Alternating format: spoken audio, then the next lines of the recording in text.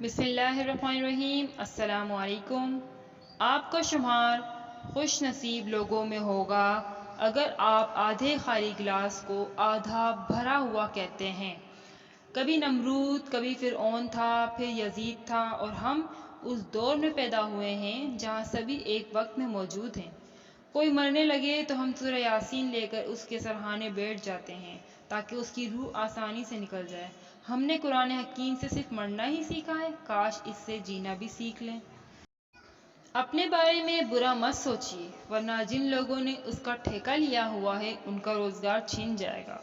مرد بھی عجیب ہے، اس سے شادی نہیں کرتا جس سے چھپ کر ملتا ہے، اور اس سے شادی کر لیتا ہے جس سے کوئی اور چھپ کے ملتا ہے۔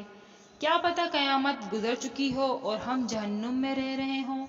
کسی پر دوسری مرتبہ اعتبار کرنا اسے بندوق دھمانے جیسا ہے۔ لیں، دوبارہ کوشش کر لیں، پہلے والی گولی مس ہو گئی تھی۔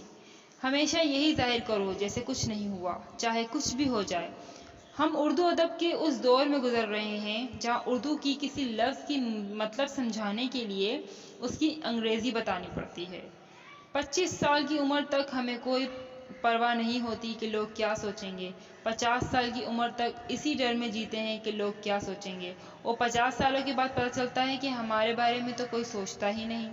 مرد سب کچھ اپنے لیے نہیں کماتا، عورت سب کچھ اپنے لیے نہیں پکاتی۔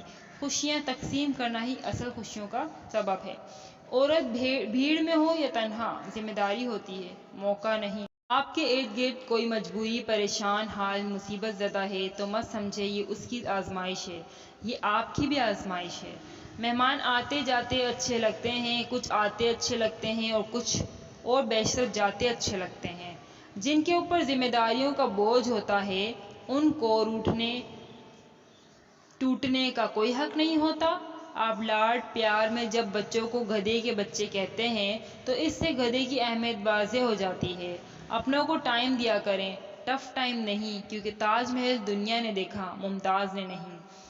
چنار کا خزاں رسیدہ پتا جب پاؤں تلے آتا ہے تو چرچراتا ہے۔ یاد رکھو، وہ کہتا ہے ایک دن یہ خزاں تم پر بھی آئے گی۔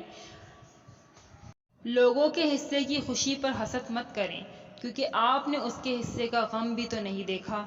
تعلیم کا پہلا اصول یہ ہے کہ اپنی آواز مدھم رکھیں اور اپنے الفاظ میں احترام پیدا کریں۔ عورت کو عزت رب نے تحفے میں دی ہے اور مرد کو کمانی پڑتی ہے۔ بوجھ میں اگر محبت نہ ہو تو وہ بے شک ایک تنکے کا ہو، برداشت نہیں ہوتا۔ بینائی صرف تب نصیب میں آتی ہے جب آپ اپنی خاک کا سرما آنکھوں میں لگائیں۔ ایک فضول سی آسائش آپ کو کیسے تکبر اور احمق کر دیتی ہے۔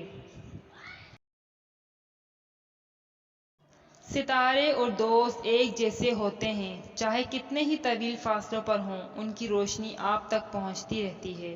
شرافت اور رکھ رکھاؤ بھی کتنی اذیت ناک ذمہ داریاں ہوتی ہیں کہ انسان جو کرنا چاہے نہ کر سکے، ضبط کر کے بیٹھا رہے۔ تنہا رہنے کے لیے ہم لوگ عمر بھر تکلیفیں برداشت کرتے رہتے ہیں، مگر زندہ پھر بھی نہیں رہتے۔ دولت جو آپ نے اپنی ذات، اپنی فیملی یا انسانوں کی فلاح کے لیے خرچ کر لی، آپ کے کام آ گئی۔ باقی میری نظر میں دنیا میں وہ ردی کاغذ کے ٹکڑے ہیں اور آخرت میں دوزخ کا ایندھن۔ ہرس و ہوس ایک نفسیاتی بیماری ہی تو ہے۔ اگر آپ اپنی تمام مصیبتیں بھول جانا چاہتے ہیں تو اپنے سائز سے 1 نمبر کم کا جوتا پہن کر لمبی سیر پر نکل جائیں۔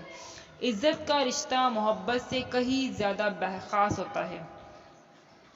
بادل برسے نہ برسے اسے دیکھ کر ٹھنڈک محسوس ہوتی ہے، اولاد خدمت کرے نہ کرے اسے دیکھ کر بھی دل میں ٹھنڈک پڑ جاتی ہے۔ میری ذہانت اور شخصیت دھری کی دھری رہ گئی جب میرا پالا اپنے نصیب سے پڑا۔ کسی لڑکے نے اپنے باپ سے سوال کیا، مرد کو کیسے پتہ چلے گا کہ وہ درست ہے یا غلط، کیونکہ کوئی بھی خود کو غلط نہیں سمجھتا۔ باپ نے جواب دیا، جب تمہیں لگے کہ تمہاری بہن یا بیٹی کو تم جیسا مرد ملے تو سمجھنا تم درست ہو، ورنہ خود کو سدھار لو۔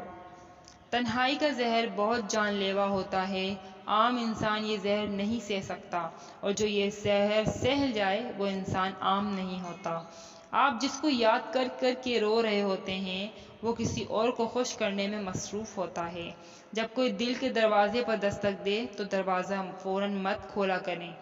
کچھ لوگوں کی عادتیں بچوں جیسی ہوتی ہیں، دستک دے کر بھاگ جاتے ہیں۔ حسین ترین ہو جاتی ہے وہ خوشی جو غموں کے بیچ ملتی ہے، اور یادگار ہو جاتا ہے وہ غم جو خوشیوں کے درمیان آتا ہے، اور حسین ترین بھی اور یادگار بھی۔ اگر آپ کو یہ ویڈیو اچھی لگے تو لائک شیئر کمنٹ ضرور کیجیے گا۔ اسی ویڈیو کے ساتھ مریم نعمان کو اجازت دیجیے، انشاءاللہ ملتے ہیں نیکسٹ ویڈیو میں، جب تک کے لیے فی امان اللہ۔